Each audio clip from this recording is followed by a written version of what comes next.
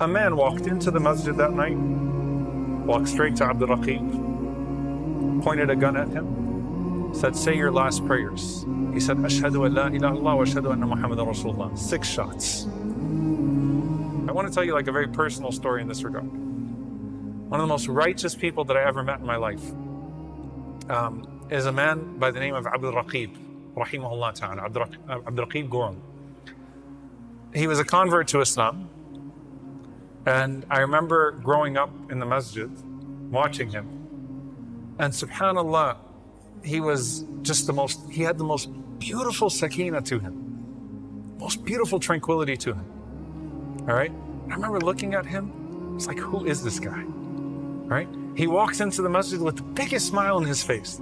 He prays and it's like you could see his heart smiling when he's praying. When he makes wudu, he's happy. When he greets people, he's happy. It's like, what are you on? What is that? Even as a kid, I was wondering, who is this man? You know, and he was just like a very typical, otherwise, you know, African-American, Louisianian, probably in his 40s at the time, late 40s at the time. But he had his turban, he had his beard, and even his beard seemed to have nur in it. It was unbelievable, subhanAllah. And his job used to be to pass newspapers. He used to throw newspapers on people's front yards.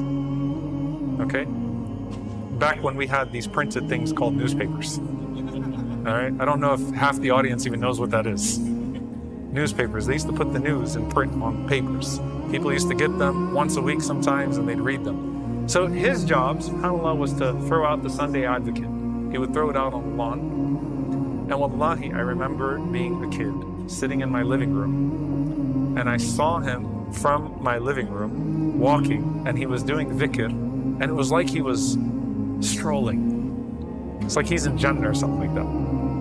He's passing out the newspapers, and he's doing dhikr, and I'm looking at him from my living room like, oh my God, that's Abdul Raqeeb. Man, he looks happy still. He still looks happy. Subhanallah, look at what Allah Azza wa Jal did for this man. He used to say that his one dua was to die in the masjid. That was his dua. And there was a group of travelers that came into town, and he said to them that they had a flat tire. So he said, I'll stay with you in the masjid. I'll stay with you in the masjid. And tomorrow we'll go get the flat tire fixed. A man walked into the masjid that night, walked straight to Abdul Raqeeb, pointed a gun at him, said, "Say your last prayers." He said, "Ashhadu an la ilaha illallah wa ashhadu anna Muhammadan Rasulullah." 6 shots. Shaheed in the masjid. Unbelievable story of wilaya. Unbelievable story of wilaya. Unbelievable story of ustuqillah yastuq. Be truthful to Allah with your dua, and Allah Azza wa Jal will be truthful to you in your dua. His wife, Sister Aisha, who just passed away, rahimahullah. Abdul Raqeeb passed away about 20 years ago. His wife, Sister Aisha, just passed away this year, rahmatullahi alayha. And when the newscaster interviewed her, she said, as much as I'm hurting, as I'm hurting, and I'm in pain. They had 10 kids, by the way.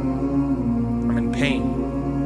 But he always wanted to die in the masjid. That's what he wanted, right? So I know as much as I'm hurt, he wanted to die in the masjid. By the way, according to some of the community riwayat, he was fat. He had the niyyah to fast too, which wouldn't be surprising at all. And subhanAllah, by the way, his martyrdom, I know because he's buried, my mother, rahmatullahi alayha, is buried here. He's buried right here. I always visit his grave when I visit my mother. He was martyred on the same day as Al-Hajj Malik al-Shabazz Malcolm X, rahimahullah ta'ala, on February 21st. It's written on his gravestone. And I used to look at him and say, Ibadur Rahman. When I read Ibadur Rahman for the first time, I was like, that man's whole body language was surrounded by sakina. Rahmatullahi alayhi. May Allah have mercy.